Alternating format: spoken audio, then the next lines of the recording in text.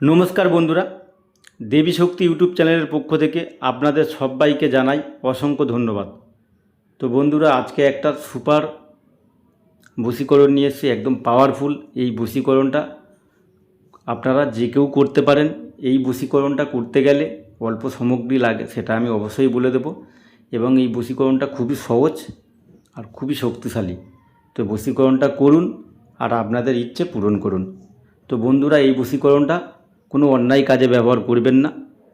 সবসময় সঠিক ভালোবাসার মানুষকে পাওয়ার জন্য বশীকরণটা আপনারা ব্যবহার করতে পারেন। তো এই বশীকরণটা করার জন্য যা যা সামগ্রী লাগবে আমি আপনাদেরকে সেই সামগ্রী সম্পর্কে বলে দিই।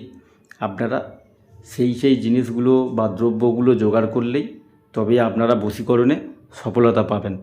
তো বন্ধুরা, এই বশীকরণ ক্রিয়াটা করতে গেলে আপনাদেরকে মাটির একটা সরা নিতে হবে, তার সাথে 100 গ্রাম সাদা সরিষা আর 11টা মোমবাতি নিতে হবে। সাথে আপনি যাকে বশ করতে চাইছেন তার একটা ছোট্ট ছবি নেবেন, ছবিটার উপরে নাম লিখবেন আর মাটির সরার উপরে এই যে খালাটা আছে এই খালার মধ্যে আপনি তার ছবিটা রাখবেন।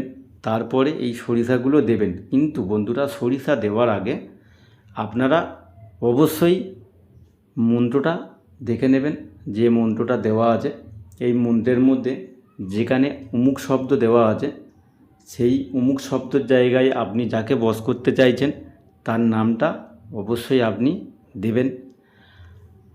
আর এই মন্ত্রটা আপনারা কোনো শনিবার বা কোনো মঙ্গলবার আপনারা জপ করবেন। পূর্ব দিকে মুখ করে 108 বার জপ করে নেবেন। তারপরে বন্ধুরা, এই মন্ত্রটা আবার সামনে সরিষা রেখে আপনারা 11 বার জপ করবেন।